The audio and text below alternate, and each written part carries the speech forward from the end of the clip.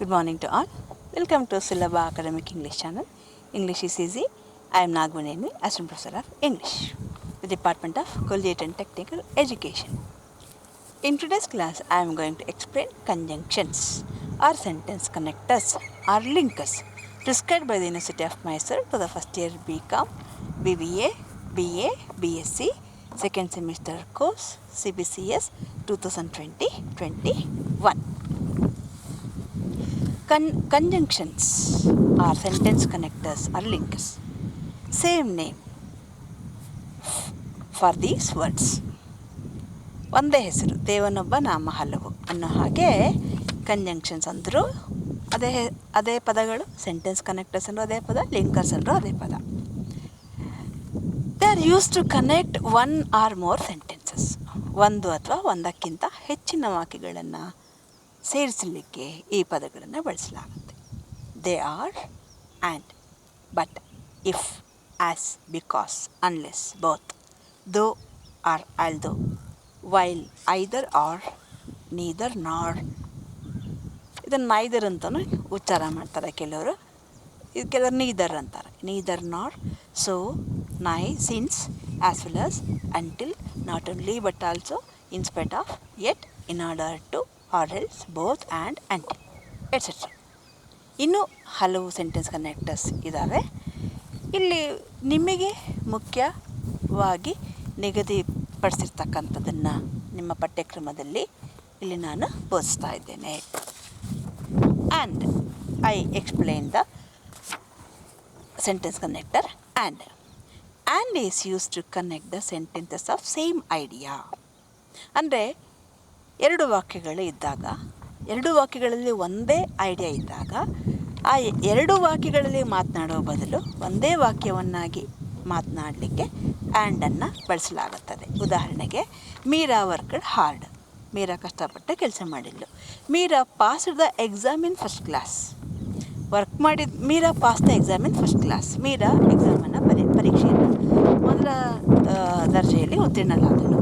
ಇಲ್ಲಿ ಎರಡು ಐಡಿಯಾ ಒಂದೇ, ವರ್ಕ್ಡ್ ಹಾರ್ಡ್. ಹಾರ್ಡ್ನ ಮುಂದುವರೆದ ಭಾಗ ಏನು, ಫಸ್ಟ್ ಕ್ಲಾಸಲ್ಲಿ ಪಾಸಾಗಿತ್ತು. ಈ ಎರಡು ವಾಕ್ಯ ನಾವು ಆ್ಯಂಡ್ ಸೇರಿಸಿ, ಸೇಮ್ ಐಡಿಯಾ, ಕಂಟಿನ್ಯೂಟಿ ಇರೋದ್ರಿಂದ, ಒಂದೇ ಆಲೋಚನೆ ಇರೋದ್ರಿಂದ ನಾವಿಲ್ಲಿ ಏನು ಮಾಡ್ತೀವಿ, ಸೆಂಟೆನ್ಸ್ ಕನೆಕ್ಟರ್ ಆ್ಯಂಡನ್ನು ಬಳಸ್ತೀವಿ. ಉದಾಹರಣೆಗೆ, Meera worked hard and pass the exam in first class.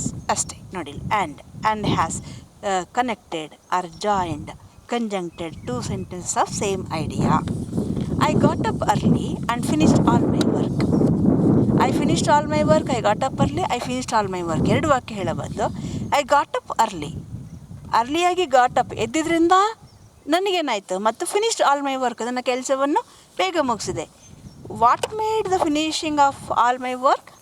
It is getting up early. Continuity of the same idea. And I visited Agra and Mathura. ನೋಡಿ, ಒಂದೇ ಆಗ್ರಾ ಆ್ಯಂಡ್ ಮಥುರಾ ಎರಡು ಸ್ಥಳಗಳನ್ನು ಭೇಟಿ ಮಾಡೋದದ್ದು same idea. Visiting is the same idea. Agra and Mathura are different, that's all, but visiting same idea. Agra and Mathura. Ramesh and Suresh are engineers. Ramesh is an engineer, Suresh is an engineer. Engineer is the same idea. So Ramesh and Suresh are engineers. She knows Kannada and English. She knows Kannada, ಅದೊಂದು ಭಾಷೆ. She nose English, ಅದೊಂದು ಭಾಷೆ. So ಯಾರು ಗೊತ್ತಿದೆ, same person knows both the languages. So she knows Kannada and English. Cat and dog are domestic animals. ನಾವು I take a but ಅಂದರೆ ಕನ್ನಡದಲ್ಲಿ ಆದರೆ ಅಂತ ಅರ್ಥ. ಆ್ಯಂಡ್ ಅಂದರೆ ಮತ್ತು, ಆದರೆ, ಬಟ್ ಅನ್ನೋದು ಆದರೆ is used to connect the sentences of contrasting ideas. Contrasting means ವಿರುದ್ಧ ಐಡಿಯಾಗಳು. ಇಲ್ಲಿ ಒಂದೇ ಸಮನಾದ ಐಡಿಯಾಗಳನ್ನು ಸೇರಿಸಲಿಕ್ಕೆ ಆ್ಯಂಡ್ ಬಳಸಿದ್ವಿ. ಆದರೆ ಕಾಂಟ್ರಾಸ್ಟಿಂಗ್ ವಿರುದ್ಧ ಐಡಿಯಾಗಳನ್ನು ಬಳಸಲಿಕ್ಕೆ ನಾವು ಬಟ್ ಬಳಸ್ತೀವಿ. ಯು ಸಿ, ಹಿ ವರ್ಕ್ಡ್ ಹಾರ್ಡ್. ಅಲ್ಲಿ ಹೇಳಿದ್ವಿ ಶಿ ವರ್ಕ್ಡ್ ಹಾರ್ಡ್. ಅವಳು ಮೀರಾ ಕಷ್ಟಪಟ್ಟು ಕೆಲಸ ಓದಿದಳು. ಇಲ್ಲಿ ವರ್ಕ್ಡ್ ಹಾರ್ಡ್ ಅಂದಾಗ ಯಾವ ಕೆಲಸಕ್ಕೆ ನಾವು ಉದ್ದೇಶ ಮಾಡಿರ್ತೀವಿ ಅದೇ ಉದ್ದೇಶಕ್ಕೆ ಅದೇ ಕೆಲಸ ಅರ್ಥ ಬರುತ್ತೆ. She worked hard but failed in the examination. ಪರೀಕ್ಷೆ ಅಂತ ಬಂದಾಗ ನಾವಿಲ್ಲಿ ಓದಿರೋದು ಅಂತ, ಕಷ್ಟಪಟ್ಟು ಓದಿದ್ಮೇಲೆ ಒಂದೇ ಐಡಿಯಾ ಕಂಟಿನ್ಯೂಟಿ ಮುಂದುವರೆದ ಭಾಗ ಏನಾಗಬೇಕು, ಪಾಸ್ ಆಗಬೇಕು. ಅದೇನಾಯ್ತು ಇಲ್ಲಿ, but failed in the examination. ಕಷ್ಟಪಟ್ಟು ಓದಿದ್ರು ಕೂಡ she failed in the examination. So ಇಲ್ಲೇನಾಯಿತು, ವಿರುದ್ಧವಾದ ಫಲಿತಾಂಶ ಬಂತು. In this way when we mention the opposite idea of the first sentence we use but. She left home early. She left home early, ಮನೆ ಬೇಗ ಬಿಟ್ಲು. ಬೇಗ ಬಿಟ್ಮೇಲೆ ಬೇಗ ಬರಬೇಕು. ಏನಾಯ್ತು ಇಲ್ಲಿ ಉಲ್ಟಾ, contrast ಆಪೋಸ್. But came late. She left home early, ಮನೆ ಬೇಗ ಬಿಟ್ಲು. ಬಟ್ ಕೇಮ್ ಲೇಟ್, ತಡವಾಗಿ ಬಂದಳು. ಹೀ ಈಸ್ ಇಂಟೆಲಿಜೆಂಟ್, ಬುದ್ಧಿವಂತ ಆದಮೇಲೆ ಏನಾಗಬೇಕು, ಏನಾದ್ರು ಒಂದು ಸಾಧನೆ ಮಾಡಬೇಕು. But cannot right well. ಬುದ್ಧಿವಂತ ಇದ್ದಾನೆ, ಅದು ಸರಿಯಾಗಿ ಬರೆಯೋಕ್ಕೆ ಬರಲ್ಲ. ಬುದ್ಧಿವಂತ ಆದರೂ ಬರೆಯೋಕ್ಕೆ ಬರಲ್ಲ, ಉಲ್ಟಾ. Swati is clever. ಸ್ವಾತಿ ತುಂಬ ಕ್ಲೇವರ್, ಚತುರೆ. But lazy. What's the use of it ಅಂತ. ಕ್ಲೆವರ್ ಬಟ್ ಲೇಜಿ, ಸೋಮಾರಿ ಆದರೆ ಸೋಮಾರಿ. ವಿರುದ್ಧ. ಇಫ್, ಈಗ ನೋಡೋಣ. ಇಫ್ ಅನ್ನೋದು ಒಂದು ಕಂಡೀಷನಲ್. ರೇ ಅಂತ ಅರ್ಥ. ರೇ ಬಂದರೆ, ಹೋದರೆ, ಮಳೆ ಬಂದರೆ, ಬಿಸಿಲು ಬಂದರೆ, ಚಳಿ ಆದರೆ, ಲೈಕ್ ದಿಸ್. ಇಫ್ ಕೊರೋನಾ 3ನೇ ಅಲೆ ಬಂದರೆ, ಲೈಕ್ ದಿಸ್. ಇನ್ನೂ ಬಂದಿಲ್ಲ, ಬಂದರೆ ಷರತ್ತು ಇದೆ ನಮಗೆ. To connect the conditional sentences. ಈ ರೀತಿಯ ಕಂಡೀಷನಲ್ ಸೆಂಟೆನ್ಸಸ್ಸನ್ನು, ಷರತ್ತು ಇರ್ತಕ್ಕಂಥ ವಾಕ್ಯಗಳನ್ನ ಸೇರಿಸಲಿಕ್ಕೆ ಇಫನ್ನು ಬಳಸ್ತೀವಿ ನಾವು. For example, if you do not work hard you will fail in the examination. ನೋಡಿ condition. If you do not work hard, ನೀವು ಕಷ್ಟಪಟ್ಟು ಓದಿಲ್ಲ ಅಂದರೆ what will happen, you will fail in the ಎಕ್ಸಾಮಲ್ಲಿ ಫೇಲ್ ಆಗ್ತೀರಾ. If you do not take precautions, ನೀವು precautions ಮುನ್ನೆಚ್ಚರಿಕೆಯನ್ನು ತೆಗೆದುಕೊಳ್ಳದೆ ಹೋದರೆ what will happen, you will be in trouble, ನೀವು ತೊಂದರೆಗೆ ಸಿಕ್ಕಾಕೊಳ್ತೀರಾ. Precaution is better than cure. If the bus comes late we go home late. ರೇ ನೋಡಿ, ಬಸ್ ಲೇಟಾಗಿ ಬಂದರೆ ಏನಾಗುತ್ತೆ condition, we go home late, ನಾವು ಮನೆಗೆ ಹೋಗೋದು ಲೇಟ್ ಆಗುತ್ತೆ. Like this if. ಇನ್ನು ದೋ and although gives the same meaning. And sometimes we combine though and although with another sentence connector, yet. Yet can be used separately or it can be used as a combination of though or although. And though or although can be used with yet also, or it can be used separately, independently also.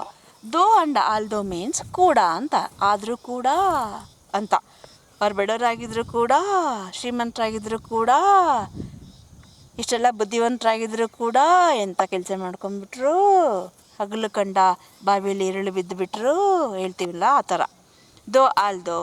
ದೋ he was angry, ಅವ್ನ ಕೋಪ ಇದ್ದರೂ ಕೂಡ, ಮಾಡ್ಕೊಂಡಿದ್ರು ಕೂಡ, ಹಿ listen to everything carefully. ಕೋಪ ಬಂದಿದ್ರೂ ಕೂಡ ನೋಡಿ, ಸಾಮಾನ್ಯವಾಗಿ ಕೋಪ ಬಂದಾಗ ಯಾವ ಕೆಲಸನೂ ಮಾಡಬಾರ್ದು ಅಂತಾರೆ. ಈವನ್ ನೀರು ಬಿಟ್ಟರೆ ಊಟನೂ ಮಾಡಬಾರ್ದಂತೆ. ನೀರು ಕುಡಿದ್ಬಿಟ್ಟು ಸುಮ್ಮನೆ ತಣ್ಣಗೆ ಕುತ್ಕೋಬೇಕಂತೆ, ಅಥವಾ 1 2 3 4 ಹೇಳ್ಕೊಂಡು ಕುತ್ಕೋಬೇಕಂತೆ, ಕೋಪ ಕಡಿಮೆ ಆಗೋವ್ರಿಗೆ. ಆ ಟೈಮಲ್ಲಿ ಊಟ ಮಾಡಲೇಬಾರ್ದಂತೆ, ಇಂಡೈಜೇಷನ್ ಆಗಿಬಿಡುತ್ತಂತೆ. ಬೇರೆ ಏನೂ ಕೆಲಸ ಮಾಡಬಾರ್ದಂತೆ, ಮಾಡೋಕ್ಕಾಗಲ್ಲ ಅಂತ ಹೇಳ್ತಾರೆ. ಆದರೆ ಇಲ್ಲಿ ನೋಡಿ, ದೋ ಹಿ ವಾಸ್ ಆ್ಯಂಗ್ರಿ, ಕೋಪ ಮಾಡ್ಕೊಂಡಿದ್ರು ಕೂಡ, ಲಿಸನ್ಡ್ ಟು ಎವ್ರಿಥಿಂಗ್ ಕೇರ್ಫುಲಿ, ಎಲ್ಲವನ್ನು ಎಚ್ಚರಿಕೆಯಿಂದ ಕೇಳಿಸಿಕೊಂಡನು. ದೋ ದೇ ಆರ್ ಇಲ್ಲಿಟ್ರೇಟ್ಸ್, ಅವರು ಅನಕ್ಷರಸ್ಥರಾದರೂ ಕೂಡ, ದೇ ಹ್ಯಾವ್ ಗುಡ್ ಮ್ಯಾನರ್ಸ್, ಅವರಿಗೆ ಒಳ್ಳೆಯ ಸಂಸ್ಕಾರವಿದೆ. ದೋ she came late she finished all the work, ತಡವಾಗಿ ಬಂದರೇನು ಅರ್ಧ ಗಂಟೆ. She finished all the work, ಅವಳು ತನ್ನೆಲ್ಲ ಕೆಲಸವನ್ನು ಮುಗಿಸಿದಳು. ಆಲ್ದೋ ಹಿ ಈಸ್ ಪೋರ್, ಅವನು ಬಡವನಾಗಿದ್ದರೂ ಕೂಡ, ಹಿ ಹೆಲ್ಪ್ಸ್ ಅದರ್ಸ್, ಬಡವರು ಯಾವಾಗಲೂ ಇನ್ನೊಬ್ಬರಿಂದ ಸಹಾಯ ನಿರೀಕ್ಷಿಸ್ತಾರೆ ಅನ್ನೋ ಮನೋಭಾವನೆ ಇರುತ್ತೆ ಅಲ್ವಾ. ನೋಡಿ ಇಲ್ಲಿ, ಆಲ್ದೋ ಹಿ ಈಸ್ ಪೋರ್, ಅವನು ಬಡವಾಗಿದ್ದರೂ ಕೂಡ, ಹಿ ಹೆಲ್ಪ್ಸ್ ಅದರ್ಸ್, ಬೇರೆಯವರಿಗೆ ಸಹಾಯ ಮಾಡ್ತಾನೆ. ಅನ್ಲೆಸ್, ಈಗ ನೋಡೋಣ, ಅನ್ಲೆಸ್ ತಗೊಳ್ಳೋಣ. ಅನ್ಲೆಸ್ ಅಂದರೆ ಇಲ್ಲದೆ ಹೋದರೆ ಅಂತ, ಅಂದರೆ ನೆಗೆಟಿವ್ ಕಂಡೀಷನಲ್. ರೇ ಇದ್ದರೆ, ಮಳೆ ಬಂದರೆ. ಇಲ್ಲಿ ಅನ್ಲೆಸ್, ಮಳೆ ಬರಲಿಲ್ಲ ಅಂದರೆ, ಈ ಥರ ನೆಗೆಟಿವ್ ಕಂಡೀಷನಲ್ಲ.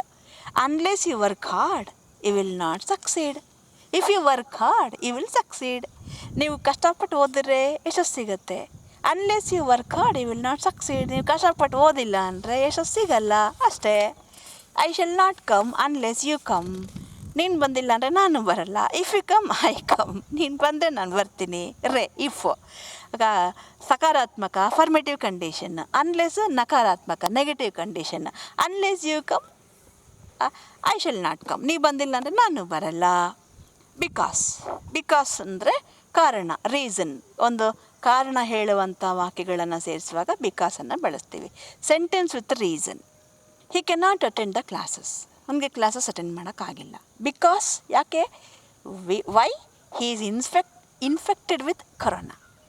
ಅವನಿಗೆ ಕೊರೋನಾ ವೈರಸ್ ಇನ್ಫೆಕ್ಷನ್ ಆಗಿದೆ, ಸಾಂಕ್ರಾಮಿಕಕ್ಕೆ ಒಳಗಾಗಿದ್ದಾನೆ. And she could not visit her parents because the city was lockdown. ಆಕೆ ತನ್ನ ಪೇರೆಂಟ್ಸನ್ನು, ಪೋಷಕರನ್ನು ಭೇಟಿ ಮಾಡಲಿಕ್ಕೆ ಆಗಿರಲಿಲ್ಲ. Because the city was lockdown. City lockdown ಆಗಿತ್ತು. ಬಿಕಾಸ್ ಕಾರಣ. The farmer works hard. ಯಾಕೆ ರೈತರು ಕಷ್ಟಪಟ್ಟು ಕೆಲಸ ಮಾಡ್ತಾರೆ? Because he wants good yield. ಅವರಿಗೆ ಒಳ್ಳೆಯ ಬೆಳೆ ಬೇಕು, ಅದಕ್ಕೆ. He came late. ಯಾಕೆ ತಡವಾಗಿ ಬಂದ? Because he came late. ತಡವಾಗಿ ಬಂದ ಬಿಕಾಸ್ ಕಾರಣ ಏನು? He was busy at home. ಮನೇಲೇನೋ ತುಂಬ ಬ್ಯುಸಿ ಆಗಿಬಿಟ್ಟಿದ್ರು. 5th one, his father punished him. ಅವ್ರ ತಂದೆ ಪನಿಷ್ ಮಾಡಿದ್ರು ಅವನಿಗೆ. Because why? ಯಾಕೆ ಪನಿಷ್ ಮಾಡಿದ್ರು? Because he accepted the gift. ಅವ್ರ ಗಿಫ್ಟನ್ನು ಆಕ್ಸೆಪ್ಟ್ ಮಾಡಿಕೊಂಡ್ರು, ಅದಕ್ಕೆ. As well as is used with the sentences with similar meaning. ಒಂದೇ ಮೀನಿಂಗ್ ಇರುತ್ತೆ. An additional information of the same kind with emphasis. ಏನಕ್ಕೆ ಆ್ಯಸ್ ವೆಲ್ ಆಸ್? ಆ್ಯಂಡ್ ಬಳಸ್ಬೋದಲ್ಲ madam, ಇಲ್ಲಿ and ಬಳಸ್ಬೋದು. ಆದರೆ it is an additional information of the same kind. ಅದೇ ಬಗೆಯ ಒಂದು ಹೆಚ್ಚುವರಿ ಮಾಹಿತಿ ಕೊಡಲಿಕ್ಕೆ ನಾವು ಆ್ಯಸ್ ವೆಲ್ ಅನ್ನು ಬೆಳೆಸ್ತೀವಿ ಇಲ್ಲಿ. ಆ್ಯಂಡ್ ಅಂತಂದಾಗ ಬೇರೆ ಸೇಮ್, ಅಲ್ಲಿ ಸೇಮ್ನೆಸ್ಸು ಬೇರೆ ಬೇರೆ ಅಂಶಗಳಿಗೆ ಇರ್ಬೋದು. ಕೆಲಸದ ಬಗ್ಗೆ ಸೇಮ್ನೆಸ್ ಇರ್ಬೋದು, ಇಂಟೆಲಿಜೆನ್ಸ್ ಬಗ್ಗೆ ಇರ್ಬೋದು, ಇನ್ನೊಂದ್ರ ಬಗ್ಗೆ. ಆದರೆ ಇಲ್ಲಿ ಆ ಒಂದೇ ಮಾಹಿತಿಯ ಅಡಿಷ್ನಲ್ ಇನ್ಫಾರ್ಮೇಷನ್ ಅಷ್ಟೇ. ಸೇಮ್ ಇನ್ಫಾರ್ಮೇಷನ್, ಆ್ಯಡೆಡ್ ಇನ್ಫಾರ್ಮೇಷನ್ ಅಷ್ಟೇ ಇಲ್ಲಿ. She has got a car. ನೋಡಿ, car. As well and a 2 wheeler ಹೇಳ್ಬೋದು ಇಲ್ಲಿ. ಆ್ಯಂಡ್ ಬಳಸ್ಬೋದು. As well as a 2 wheeler. She is clever as well as beautiful. And ಕೂಡ ಬಳಸ್ಬೋದು. He works in television as well as writes books. He is a good orator as well as a good farmer. And ಕೂಡ ಆಗುತ್ತೆ ಇಲ್ಲಿ. Not only but also. ಇದಿಷ್ಟೇ ಅಲ್ಲ, ಅದು ಕೂಡ ಅಂತ ಎಂಫಸಿಸ್ ಮಾಡೋದು. Sentences with real role, double quality, ಎರಡೆರಡು ಪಾತ್ರ ವಹಿಸ್ತಾ ಇದ್ದಾಗ ಇದಿಷ್ಟೇ ಅಲ್ಲ, ಅದು ಕೂಡ ಅಂತ to emphasise another role of the same person. ಅದೇ ವ್ಯಕ್ತಿಯ ಇನ್ನೊಂದು ಪ್ರಮುಖ ಪಾತ್ರವನ್ನು ನಾವು ಒತ್ತಿ ಹೇಳೋದಕ್ಕೆ, ಪ್ರಾಮುಖ್ಯ ಕೊಟ್ಟು ಹೇಳೋದಕ್ಕೆ ನಾವು ನಾಟ್ ಓನ್ಲಿ ಬಟ್ ಆಲ್ಸೋ ಬಳಸ್ತೀವಿ. Person or thing to emphasize them. Millet is not only good for health but also cheap. ರಾಗಿ, ಮಿಲೆಟ್ ಅಂತ ಇಂಗ್ಲೀಷಲ್ಲಿ ಮಿಲೆಟ್ ಅಂತೀವಿ ಏಕದಳ ಧಾನ್ಯಗಳಿಗೆಲ್ಲ. ರಾಗಿಗೆ ಹೊಸ ಪದ, ಪರ್ಟಿಕ್ಯುಲರ್ ಪದ ಇಲ್ಲ. Millet is not only good for health but also cheap. Corona-19 virus is not only contagious disease but also deadly.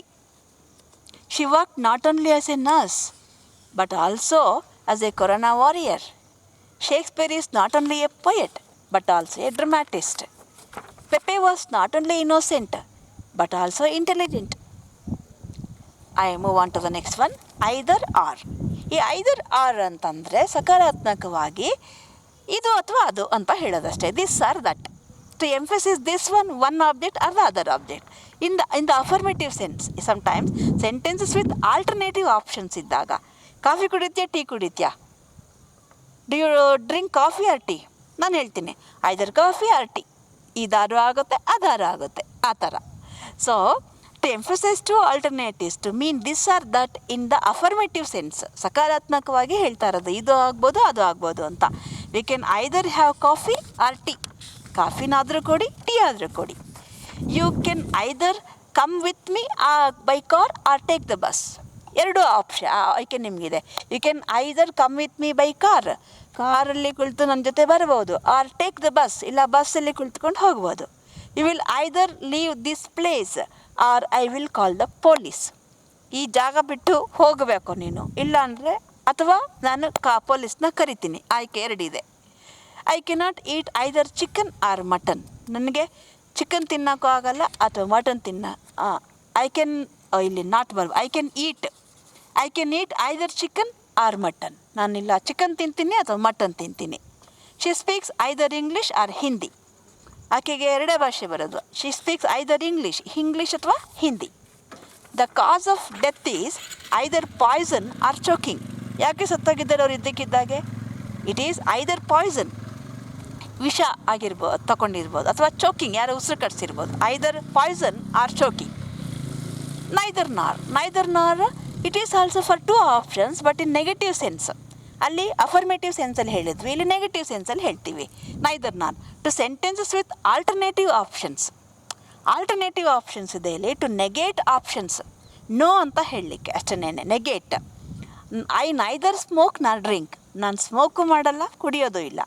The film is neither well directed nor has a story. ಈ ಸಿನಿಮಾದಲ್ಲಿ ಡೈರೆಕ್ಷನ್ನೂ ಚೆನ್ನಾಗಿಲ್ಲ ಅಥವಾ ಕಥೆನೂ ಇಲ್ಲ. Neither story ನಾರ್ direction. She neither spoke ನಾರ್ looked at me. ಅವಳು ನನ್ನ ಕಡೆ ನೋಡಲೂ ಇಲ್ಲ, ಮಾತು ಆಡಲಿಲ್ಲ, ನೋಡಲೂ ಇಲ್ಲ. ನನ್ನ ಜೊತೆ ಮಾತು ಆಡಲಿಲ್ಲ, ನೋಡಲೂ ಇಲ್ಲ. ಸ್ಪೋಕ್ ಟು ಬರಬೇಕು. He says neither yes nor no. ಪ್ರಶ್ನೆ ಕೇಳಿದ್ದೀನಿ, ಎಸ್ಸು ಅಂತಾನೂ ಇಲ್ಲ, ನೋ ಅಂತಾನೂ ಇಲ್ಲ. Neither the teachers nor the students were in the ಕಾಲೇಜ್ಗೆ ಹೋಗಿದ್ದೆ. ಕಾಲೇಜಲ್ಲಿ ನೈದರ್ ದ ಟೀಚರ್ಸು ಇಲ್ಲ, ಸ್ಟೂಡೆಂಟ್ಸು ಇಲ್ಲ. He is neither intelligent nor foolish.